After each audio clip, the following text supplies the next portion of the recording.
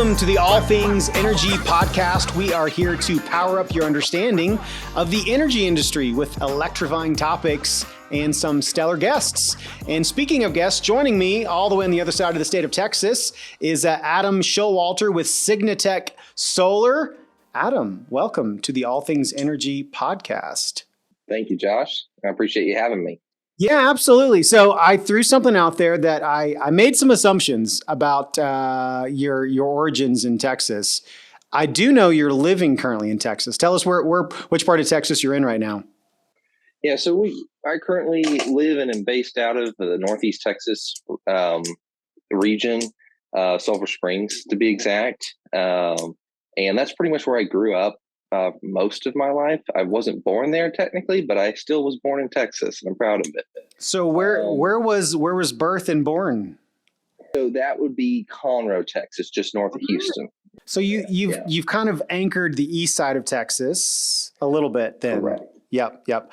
I was not born in Texas. I was actually born in the eastern coast, Florida regions. But as the saying goes, we got here as fast as we could when I was in elementary school, Dallas. And, now I've been in the west side of the state for, 20 plus years. So we're keeping the state sound. So you're in Sulphur Springs, which a lot of people may not realize is proximity-wise, not too far east of the greater growing DFW region, correct?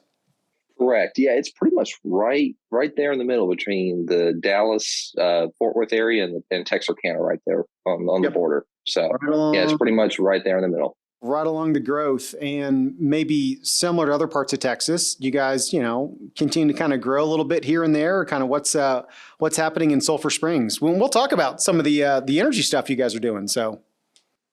Yeah. I mean, Sulphur Springs has a really good growth pattern. There's a lot of growth in between that Dallas, Houston, San Antonio area, but we're getting quite a bit of that sort of the, offshoot of that. And so we sort of enjoyed that on our end. That's great. Well, we'll kind of dive into, I love hearing kind of origin stories, not just about where you're born and where you are, but really kind of how you and your world entered into this growing energy space. So I'll kind of ask you, how did you get exposed? Where did the energy world kind of intersect your life? And how'd you get started in it? That's a good question. That's a loaded question in some ways, but as far as how the base reason why I got into it was more of a family thing. I come from a large family, and we started focusing. It was actually after 2008. We lived north of Houston. We went through Hurricane Ike, and at the time, up until Harvey, it was the largest or the greatest damage done on a hurricane in the Houston area. And so we're about an hour from the coast, but we still lost power for about 2 weeks during that. Well, let's just stop a second. Big family. You didn't say 2 hours. You didn't say 2 days. You said not 2 days. Power failure for 2 weeks. Wow. I mean, that's significant. Yeah, exactly. And that was one of the things. Like I said, we had a big family. We had we had 4 or 5 freezers, refrigerators. We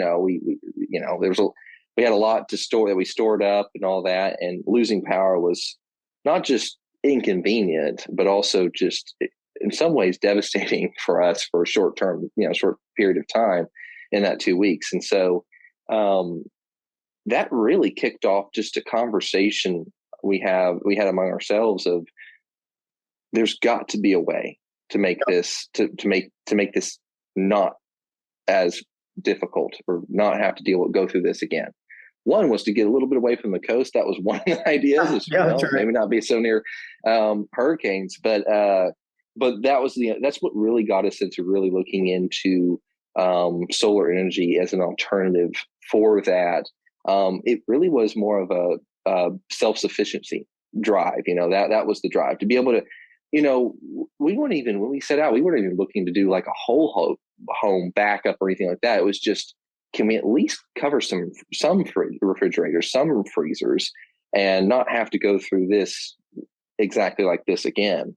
And that kind of that was the spark, that ignited the whole drive that we've been on for that. So I've certainly met some of your family, your brother James. I mean, where was the brain power to kind of go from, hey, we need to do this, to, all right, it takes some moving, some connecting, some knowledge, some relationships.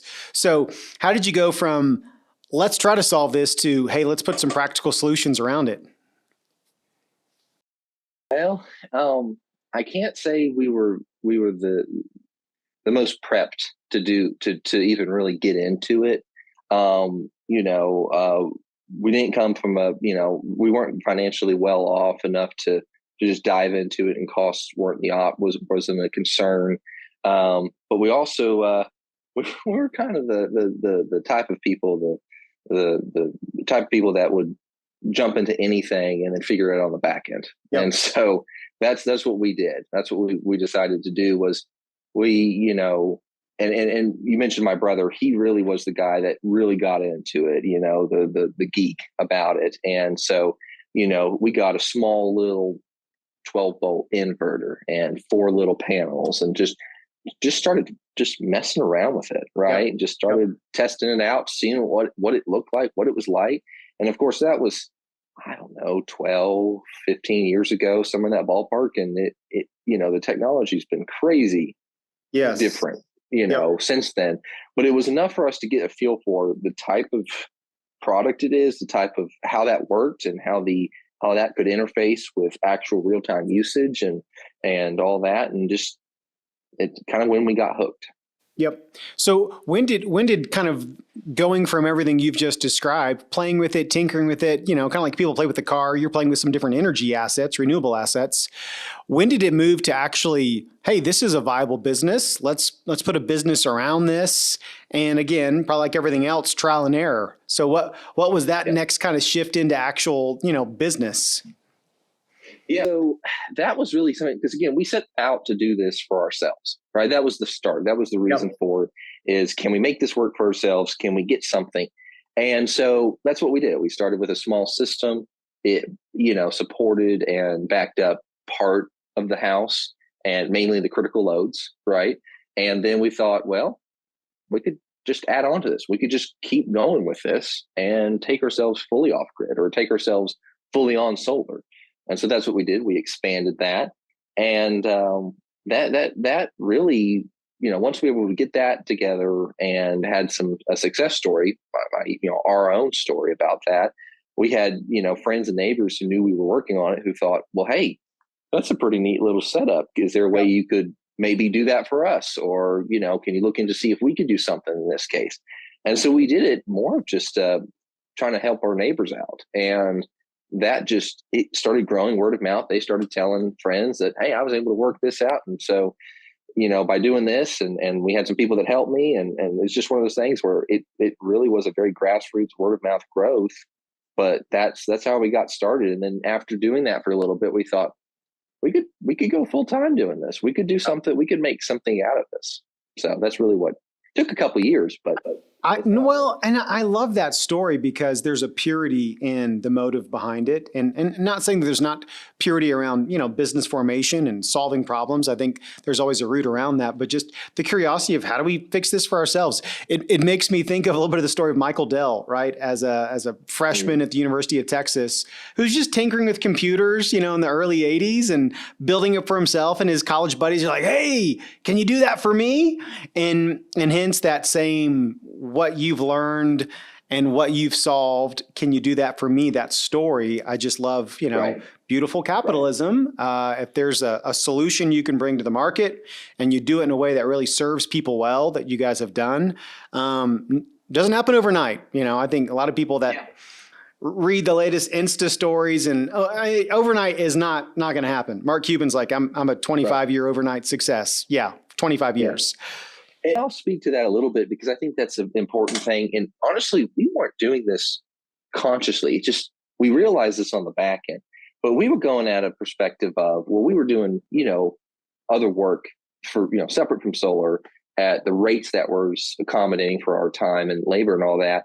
And we sort of brought that mindset into when we were doing something, building out a system or designing a system for one of our neighbors and friends. And when we really got into the market, we realized that actually wasn't the attitude that was brought. It wasn't standard, right? Right. Yeah. So in the solar industry, right? Exactly. We sort of built it back from the total price down instead of, cost and all that, at least that we found. And so what we found is that helped tremendously in growing word of mouth, because not only was it, hey, we've got somebody local that can do this for us, hey, we got somebody local who can do this for us, and it actually makes financial sense. And it's not just a crazy cost, and it works. And so that's what actually drove the value behind it too. It wasn't just us doing installs for people and being an option in a rural area that not many people would serve, but also, providing it at a cost basis that people could afford. That's right. Right. And so it's just that it turned out to be a really, really added value, built into that as far as we grew our business and how we structured it in the future. Well, and I love that, and I'll point to you guys again here when we get towards the end. But that's one of the things that was so impressive to us, Chris and myself here at Rise Energy, is just again seeing the mentality, the product, the solutions, the financial viability that you just sometimes or often don't see. And so that was one of the immediate kind of beginning drawn things of like, hey, we need to build some relationships with these guys. I love being in the same state. I love being able to bring solutions, but really your mentality and vision behind it. So with that being said, kind of fast forward us today. Tell us kind of just a little bit of, as much or as little as you want. What are the different types of products? What do you guys serve? You guys really do some unique things. You've built up an impressive operations there in Sulphur Springs. And so I think it'd be great for people to just hear a little more about what that looks like today. Yeah. So, as far as what that is, I guess our biggest focus has always been based around some sort of backup concept, right? Solar and backup of some sort. And we, from an installation side of things, we've done all different types. We've done off-grid, we've done hybrid, we've done grid tie, but our focus and our frankly, our passion is battery backup of some sort, because that's, again, why we even got started. That's what made us, get into it from the get-go.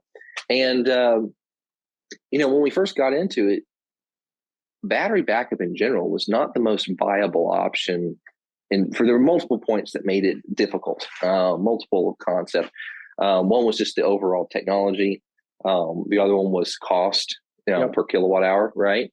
And then there are still, I think 48 volts been around for a while, but it's, there were still a lot of 12-volt systems being stacked in series, and it was just different than what we see today.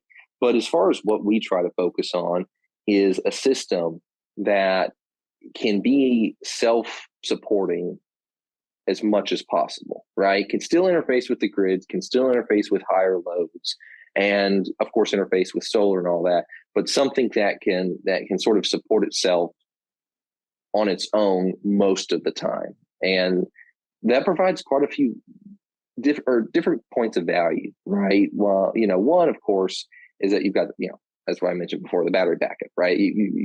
There's a huge value in that, just being able to have that backup in case of an outage.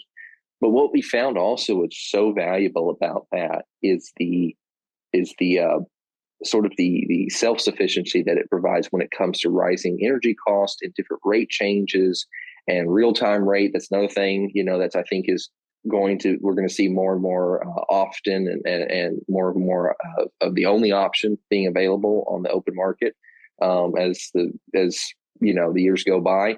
And so having that set up, that storage system or ESS system, can allow you to also not sweat as hard when you're really thinking about rates going up or buying at what times and all that. So that's kind of what we've focused on. One of the things that you just said there, because some in our audience may not realize it, we're kind of being an education information platform. You mentioned more and more of pricing in the energy industry is around real-time rates. So unpack that a little bit. What does that look like for people that may not be familiar with it? Yeah, sure. Real time rate. It's basically, all it is, in the open market, you've got energy being produced from different sources at certain times, and then there's also demand. People, you're going to have a different pull on the grid at 2 o'clock in the morning as opposed to 6 o'clock at night, right? And so there's a cost ratio, and I believe it's even publicly sourced. You can publicly source the information from ERCOT on a daily basis, or even an hourly basis. But basically, every 15 minutes, the posted rate of cost gets adjusted based off of where they're pulling power from and how much power is being pulled. And so, real time rate, I joke, it's basically the stock market of energy, That's right. of the grid. Basically, is that when everybody's using power, your actual cost to get power is going to be much higher because everything's working harder. The generators are working harder. More generators are running and managing that power, production on the grid. And then when no one's using power, sometimes it's a deficit to them to run generators, to not make any money on that. So what we found, and especially in solar coupled systems, solar managed systems as well, is that a lot of companies would rather put individual customers on a real-time rate, so that way they don't have to potentially take the risk of a lot of power being pulled during a high peak demand time, and then guaranteeing a certain sellback at a low demand time. And so I'm hoping I summarized that well enough, but it's a lot more detail, but as a summary, it's that's what it is. And real-time rate it changes every, I think, 15 minutes. Yep. So there's no guarantee that you're going to end up buying at a certain rate. And so, even grid tie solar systems are susceptible to that as a concern, because you could be selling back from, noon till 5 p.m. really well, but that's not necessarily the highest peak demand. And then when you come home and you're turning everything on, you're bumping your AC down because it's summer, and you're back home and cooking and doing whatever, you're going to end up paying a whole lot more, and you weren't able to offset that, right? And so that's pretty much what the battery systems. What I was talking about was the battery systems help protect from that, or create a buffer in between, a storage buffer, a particular certain amount of energy that can be utilized during peak demand times, so you're not having to take the brunt of that cost. We literally were in a conversation with a retail electric provider here in Texas that is currently on the cutting edge of a lot of the technology side, specifically really trying to work with battery producers, solar and battery renewable assets, to create these, and this is kind of the growing buzzword, right? The virtual power plants scattered around behind the meter locations all over the state. And, we saw an actual 15-minute pricing chart, which is so fascinating when you see the actual pricing charts throughout the day, throughout the summer, throughout the peaks. And again, the same kind of conversation in how to utilize the battery technology to either as you described, lessen or shave or lower the impacts you'll have on the volatile pricing, or you can sometimes flip the usage around and deploy excess energy from those batteries in conjunction with your energy providers. And now you're creating a revenue stream that's taking advantage of selling into those markets when the prices are high, and then recharging the battery when prices are low, which again, it's a sophisticated, complex thing. I would not encourage anyone to do it. You got to be partnered with the right technology and retail electric providers, but just simply the opportunity to utilize battery assets like you guys have to really play along with those markets. That excites us as an energy solutions provider to say, hey, why don't we play along with what's going on in the marketplace? If this is where the markets are moving, let's deploy assets. Let's create a whole, I've lived in the real estate world, so I understand what it means to build up a real estate portfolio of rental income assets. We can now do the same thing with battery assets and solar assets. Right. And that's what's interesting is, and honestly, that's sort of what also pushed the industry toward batteries, at least part of it. I could talk about a quick story. I was looking at, it was a customer, a client reached out looking to do an install, and at first they were just wanting a grid tie system, so no batteries.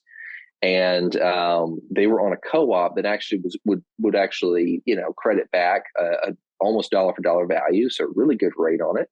But one of the first things that they talked to me about when I was discussing with them was, what happens if in 2 years, because the co-op was only going to sign a 1-year contract every year for that rate, said, what happens in 2 years they decide to only buy it at half the cost of what they're buying now? Well, the value of my production just went technically almost in half, right? And that was something that was a major concern, and that's something that batteries and pretty much is the solution for, to help with that, is to protect from, if later on down the road the amount of credit or value you're getting for the production changes, it's not as big of a concern because you're self-consuming in many ways. And so that was on the heels, right, of the big snowstorm we had, and I believe it would be February of 2022. Yeah, Winter Storm Uri.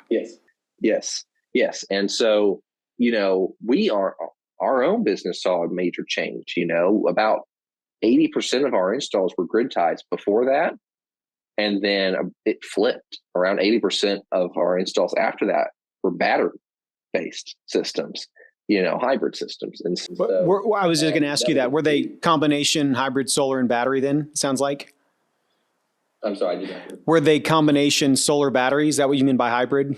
Yes, the hybrid. Yes, that's the one where it's got solar and batteries, but it can still interface with the grid effectively. And so there's no worry about, running out of power. You always have a power source at some point. Well, and you must be reading my kind of show note questions, because that was my next thing, was like, how much has Winter Storm Uri impacted, I guess, your own business and what customers are seeing, which you've just kind of answered a little bit, but even I think the state as a whole. I mean, I feel like that whole event had such an impact in terms of changing the perspective, the fear, the reality of energy reliability, resiliency. Maybe it will be, maybe it won't be. What impact or trickle effect have you seen? Honestly, it's been a big impact, and we're still even seeing that now. 2-3 years later. One, of course, yes, we have a complete shift in the interest of what solar. Why people are reaching out wanting solar for their system, for their homes, right? Like I said, it used to be, it's just, okay, let's just look at it, see if we can make it make sense financially and offset what we're paying per month. After that, after the storm, it was mainly, how can I have something, right? How can I have something that can help protect or give me some power during an outage like that? Frankly, very similar to what we felt like we went through, right? It was Hurricane Ike and being without power for 2 weeks. It's just not even looking for a whole house solution, not even looking for the catch-all end-all, but something to just keep our refrigerators and our freezers on and or be able to charge our phones, right? And that kind of stuff. And just be able to have some sort of power capability there. And so that, of course, was a huge difference. Another thing is, in my own experience, seeing it from just what we'd see in cost and all that, of course, cost of electricity jumped quite a bit right after that. And I believe it's because they went and decided to reinvest into the grid and create more of a capacity, in the grid that wasn't there before. That the storm sort of created that emergency that knocked out some capacity. And so that, they invested in that, which is great. I think long-term, we're going to see benefits from that, but immediately we're going to see that increase of cost. And that's what we saw. I mean, I think that year we were consistently seeing about a 70% increase of power cost for anybody on the ERCOT, grid. That was pretty crazy, which in some ways, in more of a selfish manner, that made our job easier, right? That made it to where, okay, well, now that you're going to pay more, this is just going to make the payback even better. And and frankly help kickstart making batteries make sense financially. That's right. Right, being able to have that. So it was sort of a catch-all when it came to that. But I don't think we've even seen the end of all that and what that's going to do for the Texas grid and how they're going to structure it. But it certainly has helped kickstart the interest in battery solutions and solar, and I think is going to help drive the industry actually. Yeah, 100%. I think combination of the Winter Storm Uri impact, the Inflation Reduction Act, which came not too long later, I think last fall, and the ability Right. now to bring a lot of government incentives, certainly capital dollars.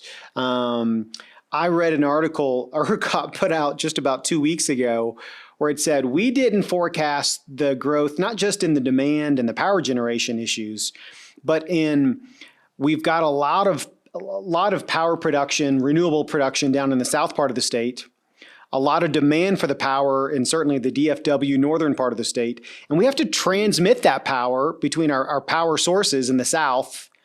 And we were told in 2018 we maybe should start constructing some new transmission lines from the south to the north. We delayed that for 3 to 4 years, and now we're just starting a 3 to 5 year transmission project, and we're not going to be able to transmit the power as quickly when we need it from the south to the north. Well, you know what that means when there's not a transmission line to send power somewhere else. It means there's not going to be power availability. And I'm not a Debbie Downer. I'm not here to be negative. I think it's just trying to be realistic to customers, consumers, households, and businesses in terms of the real challenges that we're facing, but also here are the solutions. And oh, by the way, there are incentives and there is capital and there are grants and there are financing that is now in the marketplace to make that adoption easier. Right. Absolutely. And we're seeing that too. I mean, the additional tax credit structure and all that has certainly helped a lot. There's benefits to that. Financing is also has sort of ramped up and being able to provide better solutions. And even trying to help mitigate, interest rates and all that that's a pretty good setup too. And we're just seeing it where it becomes almost daily. It's a better and better option and better solution. And it makes us excited that we're on the front line of that, trying to continue to whittle down how our process and how we do things to make it more efficient, more effective, and therefore more cost efficient, and as well as creating products that fit in that same line of thought, that work and are in that range of affordability, but also you're not sacrificing quality for it, right? It's just one of those. It's a multiple point of attack, but it's something that we're really excited to be involved in. Yeah, it's a fascinating time to be in this energy space, to be able to deliver solutions, to be able to serve communities, families, nonprofits, businesses.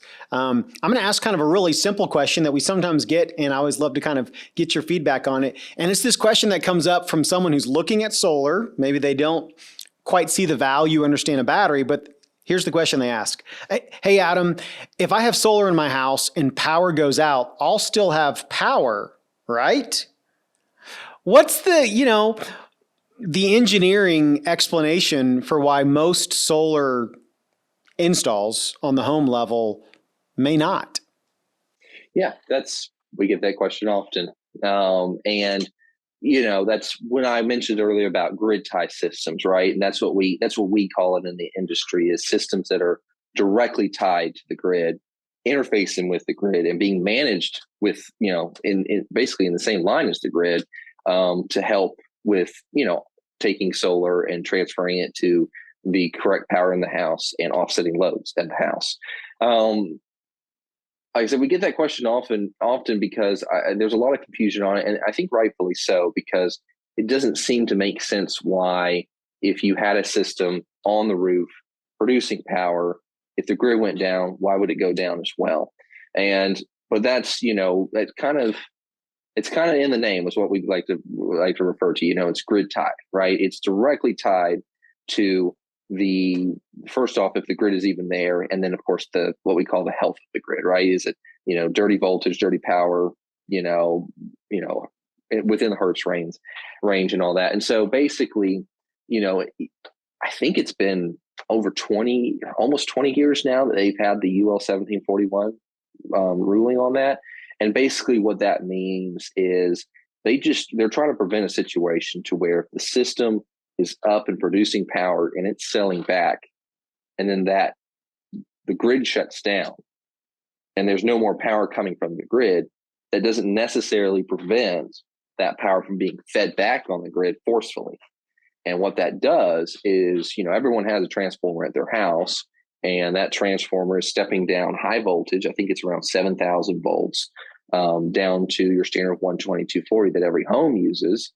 And so what would happen is that surplus power, if left on, would backfeed that transformer forcefully. And it's not backfeeding at 120, 240. It's backfeeding the transformer and going in reverse and putting 7,000 volts on the line. And so, for example, if you have a home that, if you've got a home with solar and a mile down the road, past a few neighbors' houses, a tree falls on the power lines and it needs to be repaired, spliced, and all that, and they send someone out, they've shut off all the power. They're sure that there's no power on the lines. But if your system is still producing power and forcefully feeding that transformer backwards, that linesman is at risk of being electrocuted from that power you're producing because it's backfeeding that transformer. And so the UL 1741 listing, like I mentioned, is a universal ruling on any grid tie or any inverters that interface with the grid, frankly, that where if it does not sense the grid being present in that on the input lines, it shuts off instantly to protect from any kind of sellback, to protect any linesman further down the road getting electrocuted. Now, your hybrid inverters, they have a way to sense that and then intuitively isolate, like a transfer switch, like you would with a generator or that, and switch it completely and then run in standalone, but still have the grid completely shut off. And they're, of course, tested and regulated for that. But that's the main reason why a grid tie system is not going to support the loads of the house and keep running when the grid goes down, because that's exactly what it is. It's directly tied to the grid, and if the grid is present. Are you seeing many customers want to have a hybrid inverter that would allow them? It's become extremely, extremely common on our end. And I, there's probably, I honestly have not looked into all the potential reasons. There's a lot, in my opinion. It's just, as far as what's the driving force. But the hybrid, it's a much more, it's a more highfalutin design. It's a more, it's a more in-depth design. It's a much smarter, more intelligent inverter, and it can do all of that. It has the capability of doing that. And a lot of people, I think it's mainly, again, the drive for being able to have power when the grid goes down and still support some, if not all, of their usage at any given time. I think that's the drive. I think that's the main drive for the hybrid lineup and how that works. The grid tie still, again, was the old concept for it. Was just to offset the power bill, and the hybrid still does that. It just does more, and that's why I think that's a bit of a major draw. Well, and just full circle, because of the solutions you guys are bringing to the battery marketplace, where you're able to drive costs down for a battery. Therein you have both solutions. Certainly the powering production on the solar side, but certainly the backup generation, the resiliency that customers do want at an affordable, viable price point. And so, just as we wrap this up, man, I just say, kudos to you and your brother and your team and all those that have worked incredibly hard and continue to work at delivering those battery solutions. So as we close, kind of tell us real quickly, if someone wants to reach out to you, inquire about some of your products and what you guys do, give us kind of how they connect to you, company, et cetera. Yeah, so we have a website. That's one of the easiest ways, right? You reach out to the website. We have a request form, and frankly, it's a detailed request form, but it doesn't there's no, you don't have to fill it all out. If you're just looking, you can just right up on top, just say, I'm just interested, just want to chat with somebody about this. So, but we get some individuals who are really looking, who have everything lined up and really want all that information. And we like getting that information because it gets us a better feel for what they're needing and what we need to work on and to design for them. But yeah, it's a simple request form. You can put that in. You can just simply put your info and basic info, and it automatically goes into our CRM and pings us saying, hey, we've got so-and-so looking for a system or wanting to talk about a system. And here's where, they said would be a good way to reach out to them. That's the easiest. We do have an office here in Silver Springs, Texas. And, we're open 8 to 5, Monday through Friday. It's, anybody can just walk in and talk to us.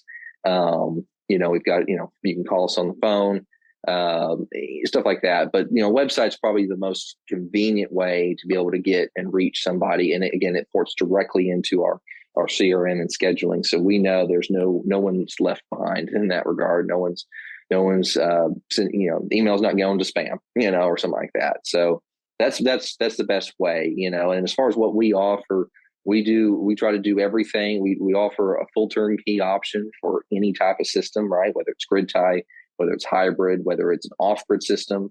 We provide the design, the installation, the maintenance, warranty, the whole 9 yards on that. And we try to make it as simple and painless as possible. Our motto is making solar make sense. Yep. And that's what we try to do, right? That's our main focus. Well, Adam Showalter with SignaTech Solar, and we will link to them and their website so you have access to that. Man, thank you so much. Loved hearing the stories and what you guys are doing. We're going to be working with them a lot. Definitely recommend the same thing for you guys. So thanks for joining us on the All Things Energy podcast. You can get us on our social media, YouTube, Instagram at GetRise Energy, our website, getriseenergy.com, Facebook. You can reach us there. If you need an energy solution, check us out, Rise Energy. We've got lots of different solutions to provide for you today, the virtual power plants, access to funding. Adam, thank you so much. Appreciate it.